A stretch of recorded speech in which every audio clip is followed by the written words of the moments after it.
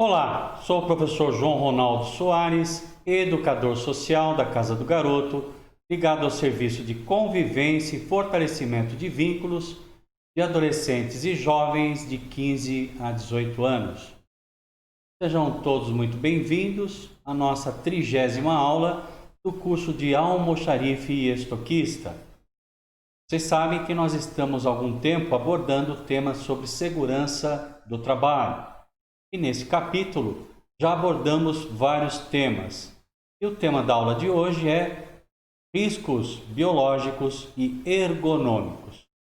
Lembrando que riscos biológicos é em contato com bactérias, germes, vírus, não é? E ergonômicos é a má postura no ambiente de trabalho. Nós já falamos alguma coisa em algumas aulas e hoje nós vamos nos aprofundar, não mais nas leis, mas nos efeitos físicos. E o que as empresas podem fazer? E você, se estiver trabalhando numa posição desconfortável, o que é que você deve fazer para evitar danos à sua saúde? Então vamos lá. Riscos biológicos. Com o progresso da ciência, sabe-se hoje que é muito perigoso trabalhar em hospitais, laboratórios e limpeza de esgotos e sanitários por causa do chamado risco biológico. Com a chegada do Covid-19 e a pandemia, essa realidade chegou em 2020, trazendo pânico em todo o mundo. Então aí vocês estão vendo o símbolo, né? Para cada um dos riscos existe um símbolo, e esse é um símbolo universal para risco biológico. A gente já deve ter visto isso até em filmes, não é? Tem vários filmes sobre contágio, ficção científica, né? Então nós temos que tomar muito cuidado. Vamos falar um pouco mais sobre os riscos biológicos. Os causadores desse perigo são diversos micróbios, fungos, bactérias e vírus, por exemplo, que só podem ser vistos com a ajuda de microscópios. Então aí nós temos o exemplo de um microscópio, né, à nossa esquerda. São aparelhos equipados com lentes poderosas que aumentam as imagens, permitindo enxergar coisas e seres minúsculos que não conseguimos ver a olho nu. Essas lentes podem ampliar uma imagem mais de 1000 vezes. Né? Existem alguns microscópios eletrônicos que chegam a milhares de vezes a amplitude, né? E é possível enxergar até o átomo através desses microscópios. Os microscópios biológicos não precisam ser tão potentes, mas eles identificam vírus, bactérias, né? Micróbios e fungos. Esses micróbios podem penetrar no corpo do trabalhador através dos olhos, da boca e nariz e da pele, ou ferimentos dela, e provocar doenças sérias e até fatais, como a AIDS, Covid-19, hepatites B e C, tuberculose, diarreias, entre outras. Quando um trabalhador da área de saúde sofre um corte ou uma perfuração de agulha, o sangue de pacientes contaminados pode entrar em seu corpo. Né? Nós estamos convivendo com a AIDS desde a década de 80, né? No início, as pessoas que tomavam contato com essa doença já eram prognosticadas com a morte, né? Como aconteceu com Cazuza e Fred Mercury. Né? Hoje a ciência avançou muito e existe controle, mas nem por isso devemos deixar de tomar cuidado, né? E qualquer perfuração, qualquer acidente pode trazer danos sérios. A AIDS, por exemplo, ela é controlada, mas não se descobriu a cura ainda para essa doença. Esse tipo de acidente por perfuração é chamado de pérfuro cortante e é hoje a maior preocupação dos países avançados com relação à saúde de seus trabalhadores e cuide da saúde da população. Com a pandemia, vimos em todos os noticiários e mídias um grande número de médicos e enfermeiros contaminados e até mortos pela doença. E nem foi necessário um acidente de perfuração, né? Bastou a respiração através da boca ou nariz, para ser contaminado, né? E hoje a gente sabe que o uso de máscaras, mesmo essas de tecido fabricado em casa, elas nos ajudam muito a evitar o contágio. E como nós estamos vivendo uma pandemia, as pessoas que usam máscaras também se protegeram de outros vírus, né? Houve uma menor incidência, inclusive, da gripe, justamente por causa dessa máscara, que é um mecanismo de proteção não só para quem trabalha na área de saúde, mas para qualquer pessoa que saia da sua casa, né? A gente sabe que o vírus do Covid-19 ainda não tem vacina. Algumas vacinas estão a caminho, mas não temos nenhuma pronta. Então é necessário evitar esse contágio. Acidente com material biológico, estão vendo aqui essa imagem ao lado direito? Segurança para quem cuida dos pacientes. Previna-se, evite prejuízos e riscos. Organize seu local de trabalho antes de iniciar um procedimento. Tenha a prevenção sempre em mente. Habitue-se, descarte o material em local certo, correto.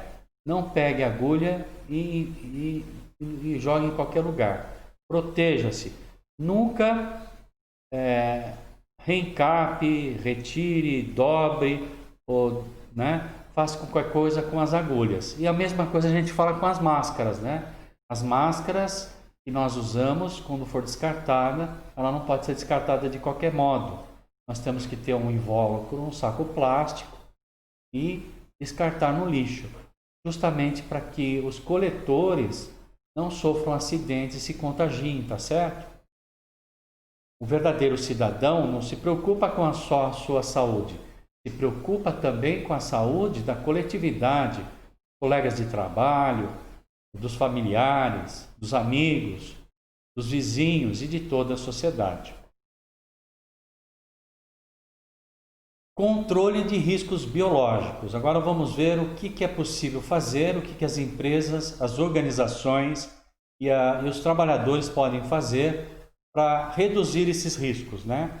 As empresas hospitalares e as clínicas de saúde devem seguir diversas normas da Anvisa, que é a Agência Nacional de Vigilância Sanitária, órgão ligado ao Ministério da Saúde e do Ministério do Trabalho e Emprego, MTE, a fim de realizar uma melhor limpeza dos ambientes de trabalho e evitar infecções.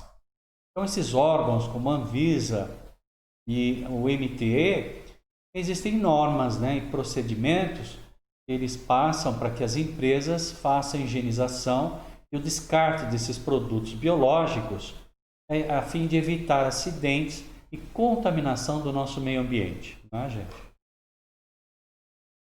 Além disso, outros procedimentos devem ser realizados e respeitados.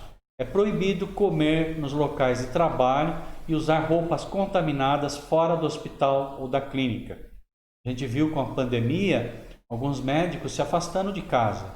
Eu vi o caso de uma médica que já não vê a filha há mais de 6 meses, justamente para evitar o contágio, Todos devem usar luvas e lavar as mãos antes e depois de qualquer contato com pacientes, Não só pacientes, não só quem é da área de saúde, mas até nós que estamos vivendo nessa pandemia, precisamos evitar esse contágio. Então temos que lavar as mãos, várias vezes durante o dia, e quando sairmos e retornarmos do nosso trabalho, ou de uma farmácia, ou de um supermercado, devemos ter as nossas mãos, sempre na hora que chegarmos, o álcool gel, para higienizar não só nossas mãos, mas cada produto que vai entrar dentro dos nossos lares, tá certo? Então, antes e depois de qualquer contato com pacientes, sangue ou material que possa conter micróbios nocivos. Novamente, com o Covid-19, essa medida se estendeu para nosso cotidiano. Nós devemos nos acostumar com a higienização das mãos e de tudo aquilo que entra fora do nosso ambiente, de trabalho, de casa, tem que sofrer uma higienização, produto por produto. Então aqui nós temos uma alegoria daquilo que a gente não consegue ver, né, nas nossas mãos. As nossas mãos, quando a gente chega do trabalho ou do transporte coletivo, ela está contaminada. E se a gente ampliasse, iria ver as bactérias aí, os vírus, nas nossas mãos. Por isso é importante a higienização. Lavar as mãos, né, ou com álcool gel ou com detergente durante pelo menos 20 segundos, garante a nossa proteção. Todas as seringas e objetos cortantes devem ser descartados, jogados fora em caixas especiais rígidas.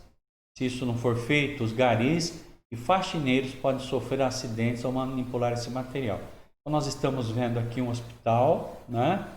E os agentes de saúde descartando os objetos exatamente nesses invólucros, né? Que são embalagens rígidas. Porque você imagina, né, gente? O que deve ter aí dentro? Lâminas de experimento biológico, bisturis, lâminas, que mais? Agulhas, né? Tudo isso contaminado, gases. Então, por isso que deve ter um local adequado para esse descarte. Como eu falei, nós devemos nos preocupar com a saúde de todos, né? Não só daqueles que estão próximos de nós, principalmente desses profissionais que são os coletores de lixo, para que eles não sofram acidentes.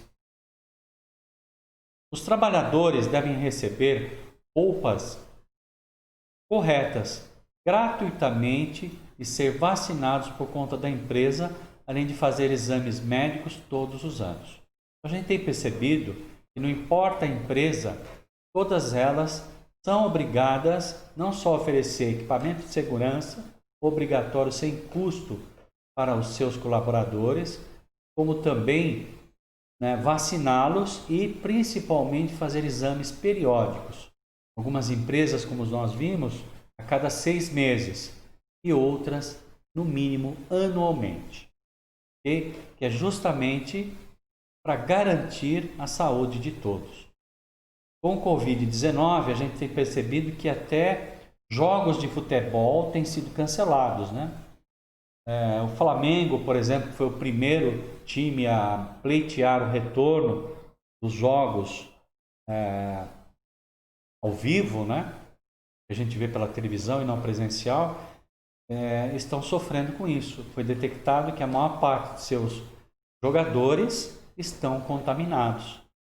E ouvimos uma médica, inclusive, falando, né? É um risco muito grande, esse momento, esses jogadores estarem trabalhando. Por quê?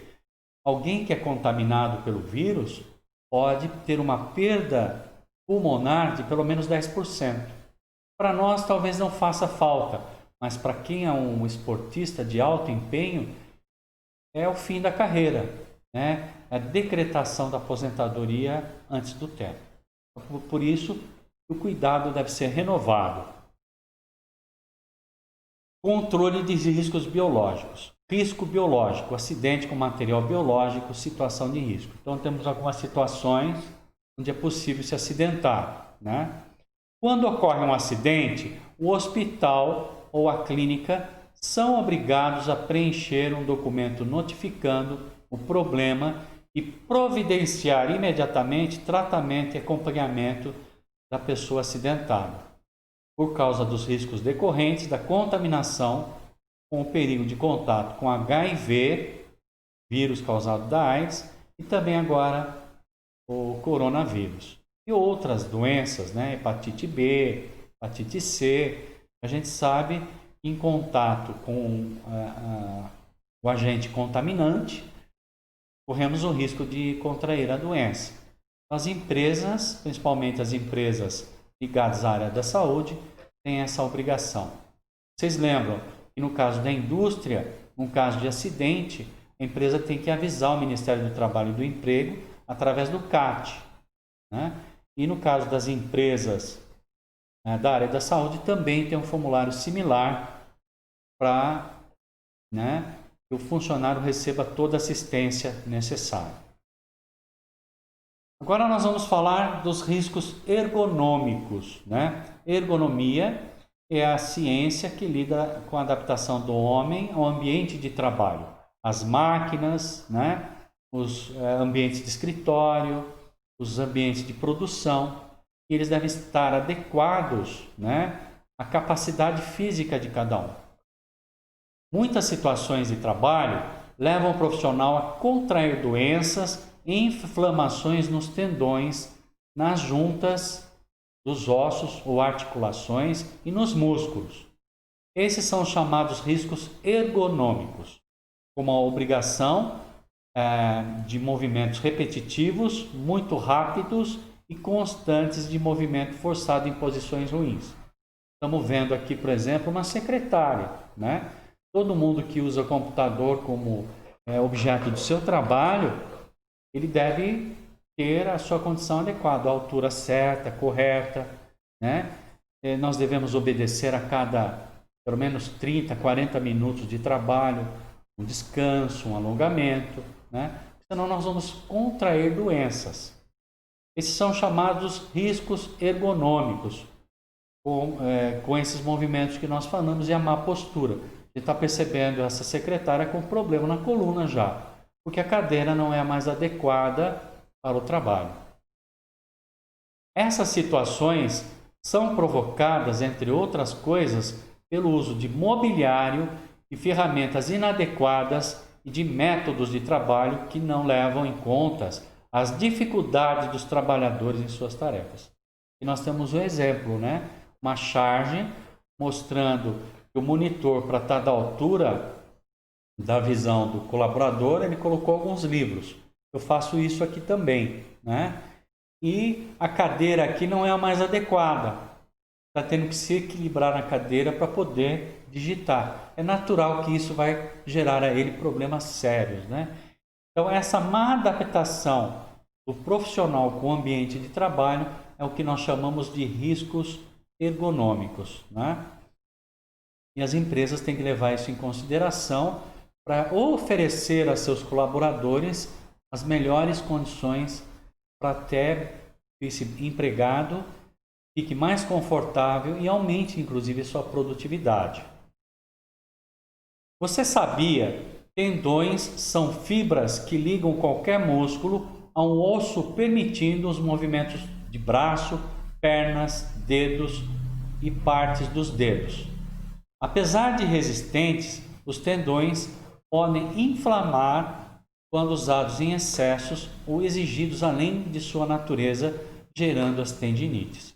É o caso de digitação, é o caso de alguém que trabalha no açougue, né? Alguém que trabalha com mineração. Então, qualquer movimento repetitivo e principalmente rápido pode gerar essa enfermidade. Nos últimos anos, o número de pessoas com LER, já falamos dela, né, e DORT, aumentou muito. Essas siglas, vale repetir, significam lesões por esforços repetitivos e distúrbios osteomusculares relacionados ao trabalho. Elas representam um conjunto de distúrbios que podem aparecer em quem sofre riscos ergonômicos no exercício de suas funções. Lá, a coisa mais comum, né, por problemas de má postura, as pessoas terem problemas na coluna. Olha esse dado que é irrelevante, né? 100 mil é o número de trabalhadores afastados a cada ano no Brasil com sintomas de LER e DORT. Quanto que o governo gasta para indenizar essas pessoas? 89 mil é o valor aproximado por ano que as empresas gastam para cada funcionário doente.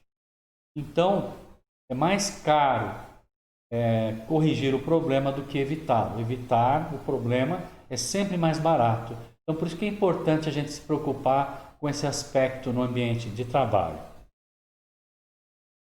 Essas pessoas trabalham fazendo muita força ou com repetição constante de movimentos rápidos, sem pausas corretas e com braços e ombros e mãos em posições ruins. Temos outra charge. Ritmo alucinante, imagine, pegue seu braço e produza. Aí que está os empresários, né, do início do século XX. Era basicamente assim. É claro que é uma charge, é raro a gente encontrar empresários hoje em dia que exijam isso de seus funcionários, mesmo porque é cabível um processo por assédio, isso é assédio moral. A pessoa ser ameaçada de ser demitida, ela ser obrigada a extrapolar a sua capacidade física, não é? As doenças desse grupo têm nomes difíceis, técnicos como tendinite, bursite, sinovite, tenossinovite, epicondilite, síndrome do túnel do carpo e síndrome da tensão do pescoço. E são causadas quase sempre pelos mesmos motivos, condições em que o trabalho é realizado. Então nós temos aí um empregado polivalente, né, fazendo várias coisas ao mesmo tempo, cobrindo férias e outras coisas, fazendo hora extra, né, para atender a demanda da empresa, justamente para não ser despedido. Com isso acaba adoecendo. Sintomas do Lério e do Dort. Fique atento aos sintomas para identificar o Lério e o Dort. Dor, fadiga e formigamento. Sensação de peso ou diminuição de força. Falta de firmeza nas mãos. Queimação no pescoço, ombros e braços. Precisamos combater a Lério e o Dort, né?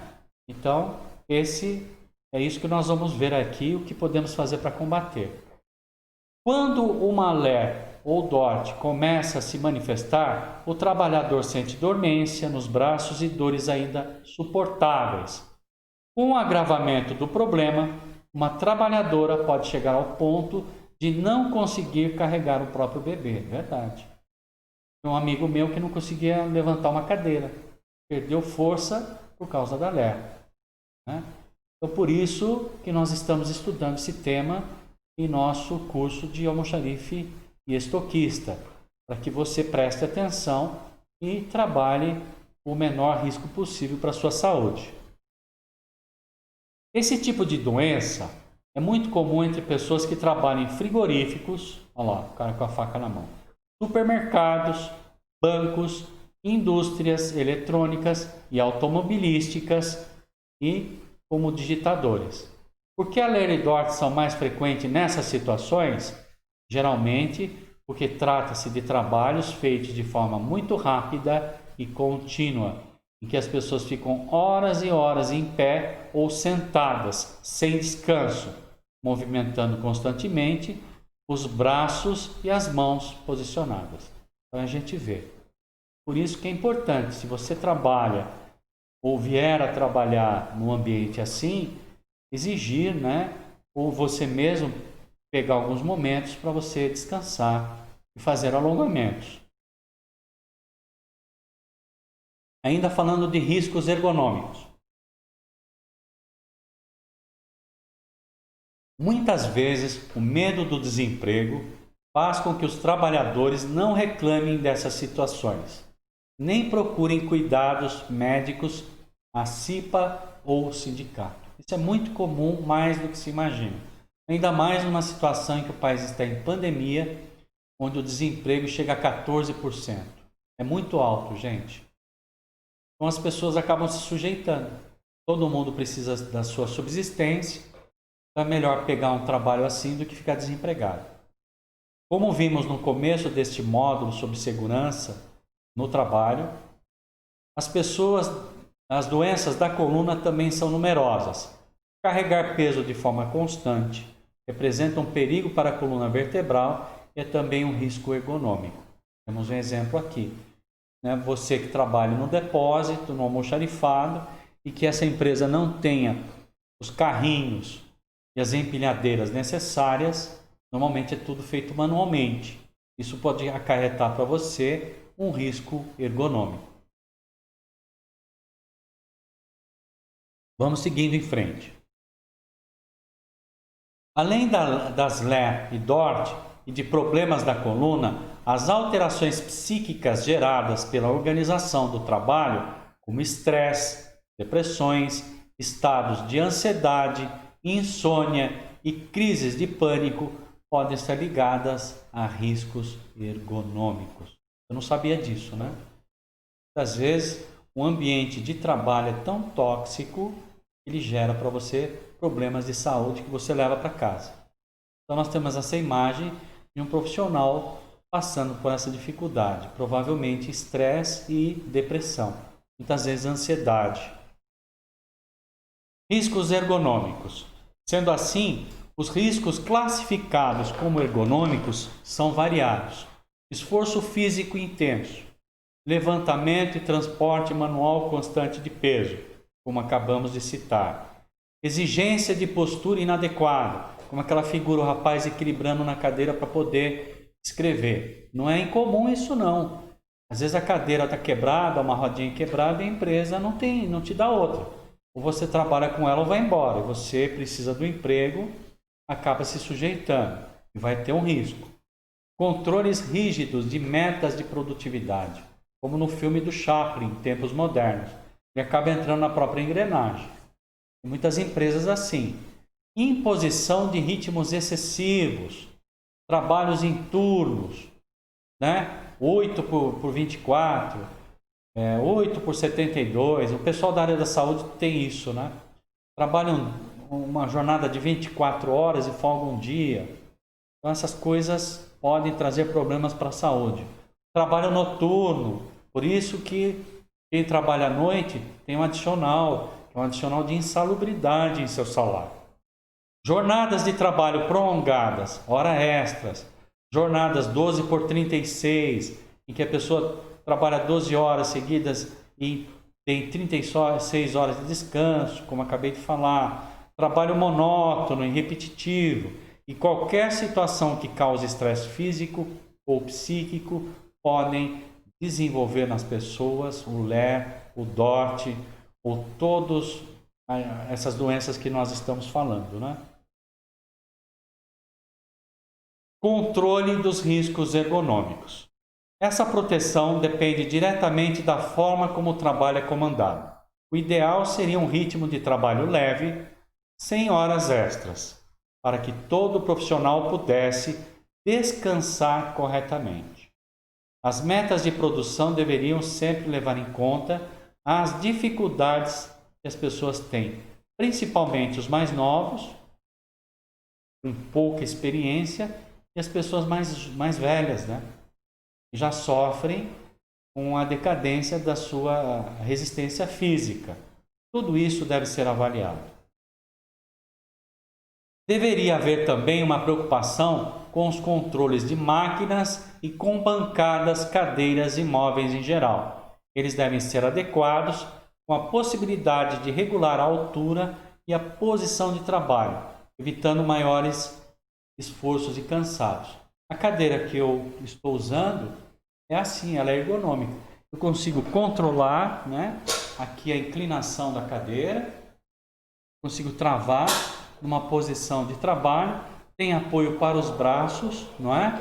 E o controle da altura também é possível. Então, com isso, qualquer pessoa que tenha uma cadeira como essa, ela consegue trabalhar de uma forma mais adequada para a sua estrutura física, diminuindo os esforços, não é? Evitando assim o LER e o DORT. Aqui nós temos alguns exemplos, né, de uma situação inadequada, onde o funcionário ele tem que se abaixar para pegar a carga, e uma situação onde eu tenho um anteparo, onde o funcionário ele não precisa abaixar, simplesmente pega e transporta para a sua bancada a fim de continuar o seu trabalho. Outra situação, né, em que a caixa aqui ela está apoiada no banquinho, eu tenho que me inclinar para ir colocando, né, os produtos para serem embalados. Aqui nós temos uma situação de um equipamento que deixa a caixa numa situação confortável para a execução do trabalho. Qual a vantagem disso? A vantagem é evitar que os trabalhadores adoeçam e aumenta a produtividade, né? Todo mundo sai ganhando. Então é importante que você que vai trabalhar, né, como almoxarife ou estoquista, conheça tudo isso para que você possa trabalhar de uma forma mais adequada quando chegar a sua vez, quando chegar a sua oportunidade. E com isso, nós concluímos a nossa 30ª aula do curso de almoxarife estoquista no módulo de segurança do trabalho. Falamos de riscos biológicos e ergonômicos.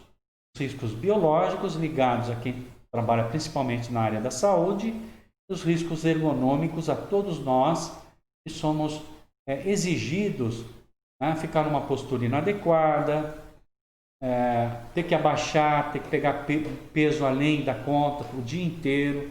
Tudo isso traz riscos e danos para a nossa saúde. E não só a saúde do trabalhador, mas danos inclusive para o país e para as empresas. Espero que vocês tenham gostado da aula. Agradeço a oportunidade e até a próxima vez. Muito obrigado.